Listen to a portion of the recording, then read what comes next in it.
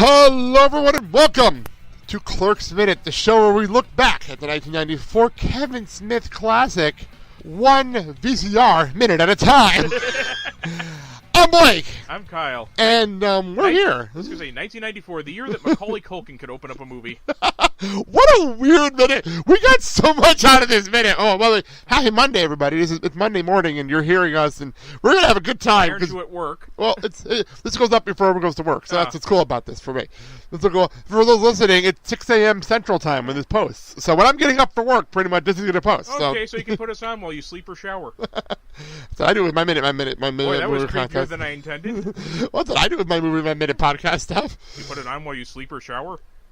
I listen to my stuff while I'm taking a shower a lot of times in the morning. Yeah. So, okay, we start off the minute with Dante obviously tying his boots, and we close with him unlocking and opening up the quick shop. Just quick about stop, halfway open. And we'll get to the quick stop in a bit, but we have a lot going on in that minute. We'll have plenty more exciting shutter opening action for you later. Yeah, a lot going on in this minute, and this is right here why I love doing this, because this is so much here. But before we get to all that, we had our first names. We had Brian O'Halloran and Jeff Anderson, our first names officially. Who I believe was not even an actor at the time. No, Jeff Anderson, this was officially, he was not even cast for this. He came in as a friend from Ryan, and then Kevin loved him so much he ended up on the stage doing this. I remember that in a story. That I remember. And even then, it's because he actually intended to play Randall, which is why he gave him all the best lines. And he couldn't remember, but he couldn't remember the script. He couldn't remember the script. Well, actually, from what I read, it was because he was busy with directing and. No, Kevin admits he can't remember the script. He actually admits that. He actually admitted that. So. And well, let's see what we got here for him. He's actually become a director in his own right. He wrote and directed Now You Know. Which is where they got Trevor Fairman, who plays Elias in Clerks 2. Yes, that's true. Actually, that's very true. And we'll get to that in Clerks 2. Let's see here. Let's go say, good old Jeff here. He appears, of course, he's Randall in Clerks. He plays a gun salesman in Dogma. Plays Phil in a movie called Love 101. He does the uncredited voice of Surly Duck in Vulgar. He, of course, plays Randall in Clerk, the cartoon, yes. He plays a surly convenience store clerk in a movie called Rennie's Landing. Okay, fitting. Yeah. Comes back as Randall for Jay and Silent Bob Strike Back, and from what I hear, it actually took a lot of convincing to get him to reprise the role because he got a lot of unwanted attention. Especially in Clerks 2, though. Clerks 2, he didn't want to do it. In Clerks 2, that's on the documentary. Well, let's be quite honest. There's no Clerks without Randall. That's the point. That's what Kevin kept saying. Yeah, and then, of course, he plays Randall again in The Flying Car. He plays Gil in Now You Know, does Randall in Clerks The Lost Scene, Randall in Clerks 2, appears as Deacon in Zack and Miri Make a Porno, plays Smug in Star Wars The Clone Wars. Oh, yeah! You're right, he does. Does something called Beauty in the Breakdown. What the fuck? I don't know what that is. That's a good question. Come on, would you load? God damn it! Internet problems. Gotta love them. Yeah, okay, never mind. And does a video game called Randall's Monday? I've heard about that. I've actually heard about that. Okay, Randall's having a bad day. He stole his best friend's cursed wedding ring, and now he's stuck in a time loop. His long, darkly humorous quest to make things right involves Shawshank Redemption spoofs, The Devil, and Jay and Silent Bob. Of course. And apparently it's a PC game. Well, there you go. You know, now I actually have to check this one out.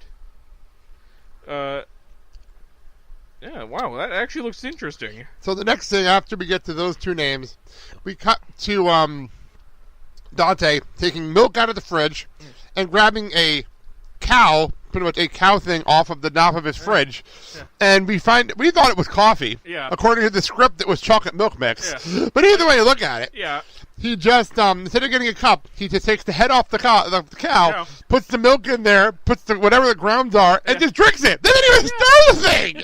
Personally, I was thinking that he was going to, put the milk in his mouth and put the grounds in his mouth and go. Oh, a step-by-step reference. Yeah. Like 4 people are laughing at that joke. I'm one of them. That's good. Well, actually, they did something like that in The Adventures of Pluto Nash with how he makes a martini. Oh, okay. He puts the gin in his mouth and then the vermouth in his mouth, and he just swishes it together. The first thing I think of is step-by-step and JT. Honestly, with JT, I thought it was going to be a Cody moment. Oh, man. But that's the JT thing, though. JT started that. But if you remember, there was that one moment where he walked in on Dana doing it, and it was like, no, I didn't do that. That was a cold open for an episode. I'll never forget it. Nice to see that she's not so above it all. I'm sorry, was I the only one who kind of liked her and hated her depending on I think that was the point. Yeah. I think that was the whole point of her character. Because, dear God, she was holier than thou. But she was also hot, so it worked out. You know what I mean? Anyway, we move on to our next set of cast names, and you can have them because I'm bad at pronouncing names, and you're pretty good at it. So, okay, hold on a moment.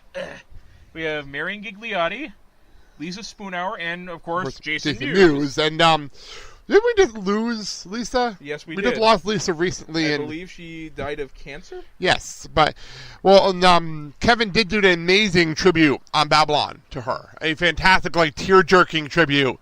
That only is rivaled by Ralph Garber's tribute to Adam West. That's how tearful it was. Emotional as hell to listen to.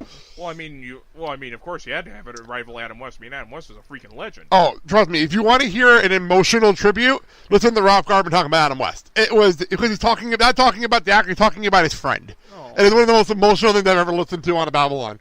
But anyway, back to our cast here. Let's go to Maryland first. I'll start with Maryland. Damn internet problem. While you're doing that, I'll just bring up Jason Mewes. If you're not a Clerks person, why are you listening to this? But if you're young and you're just jumping on this because of the Movie by Minute format, you may have saw Jason Mewes recently on an episode of Supergirl.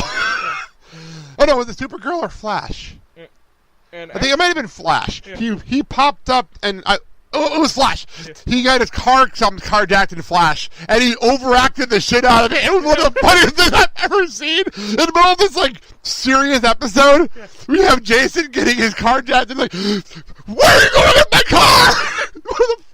Overacting to the 10th degree. It's so fucking funny. It was, dude, did a superhero steal my fucking car? It was a villain. It was a superhero, but it was one of the funniest moments of the entire. But the funny part of it happened, and if anyone knows the episode I'm talking about, it was the I can't remember the episode, but it don't have the dinosaur in the title. I just can't think of it right now. Okay. And the episode was hysterical. But it's this really emotional, heart-pounding episode, and then this moment happens, you're just laughing your ass off. Well, he needed something to break the tension. Oh, it really was. So anyway, back to you, because I can get it back up. Marilyn Gigliotti. So her first film role was Invasion for Flesh and Blood, where she plays rape victim. Okay, well, there we go. Okay, then. Okay, then she did Clerks. She had an uncredited role in Jacker 2, Descent to Hell. Played Gina in Get a Job. Reporter in A Packing Suburbia. Palma Rejo as Gigi. Played Chloe Johnson in a short called Five. Appeared as Mom in a short called Who's Your Daddy? Okay. Appeared as Maxie in a short called Bad Hair Day. Telenovela woman in a short called Writers Do It Alone. Yeah, I can actually attest to that. Okay. Played a teacher in a short called Dig.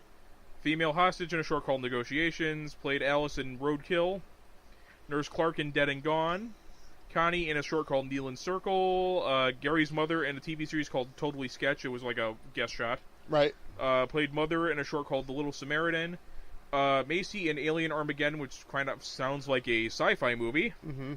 Well, I mean, I don't mean the genre, I mean the network. No, I gotcha. Yeah. Played Lydia Walters, a voice-only role in a short called #RIP. Which, okay, I'm actually... curious on that one, yeah. A beloved actress that died suddenly, leaving all of her friends, in quotes, potentially implicated in her death. All she wanted was to trend on Twitter. Is that too much to ask? Also, Lydia's not a diva. Oh, of course not. Anyway. Played Ronnie in Geek USA. Played Estelle in one episode of Life with Kat and McKay. Zarsis in Starship Rising. Marta in a short called Neighbors. Jenny in one episode of a series called Disorganized Zone. Was in a TV series called League One in the Spotlight. One episode of the Grindhouse Radio. 2 episodes of the TV series Suspense. Played Allie Tomlin in Shooting Clerks. Realtor in Lake Erie. Rogue Woman in Astrid Clover.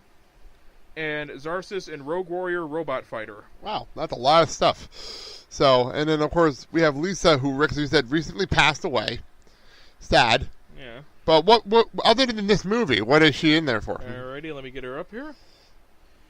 Okay, she played... this is short. Only 3 credits. I'll go for it then. Caitlin, She played star and bartender, and she did a voiceover role in one episode of the Clerks cartoon as Caitlin. Of course. That was in the last one where they basically tried to emulate the film. Okay.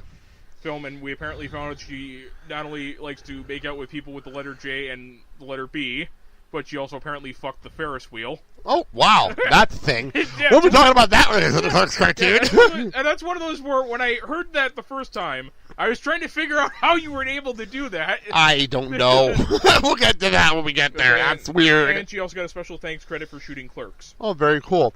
We'll get to Jason Mewes later. We'll get to him later, because there's going to be a lot to talk about Jason later in the movie, because, trust me, this Jay. We'll get to that later. Anyway. We've seen him live, believe us. Yeah, we can talk about that, too. We've been to Jay's All About Get Old. That's a lot of fun. But anyway, we'll get to all Jay stuff later. But before we left the house, we got caught up. We literally paused the DVD because there's a shot of him picking up his keys. So we needed to know what was on this thing, and we ended up finding out it's a VCR according to the script.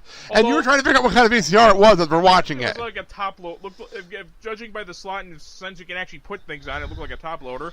Although in the close-up, it kind of looked a bit like an NES. Yeah, I had to go to the script to figure out what we're talking about here. So maybe who knows? Maybe they couldn't get the VCR and they just use like a game console or something. Yeah, something like that. But on top of it, we see a cassette tape. Which, for those wondering what a cassette tape, look it up. Because if you're too young to know what a cassette tape is, look it up. If you're too young to know what a cassette tape is, what are you doing watching this? Why are you listening to this? Why are you listening to this podcast? That's a good question. Okay. You want to know what a cassette tape is? You know the thing that Star-Lord listens to? Oh, good. Very nice. Very nice, Paul. That thing has a cassette in it. Very nice play. Yeah. Very nice play. Very nice. That makes it relevant again. Thank you. Very nicely done. But I do got to say, I do enjoy a good mixtape. I made a good amount of mixtape in my life. I do love a good mixtape. And three of the greatest ones are ones for Guardians of the Galaxy Volume 1, 2, and the TV series. Yes.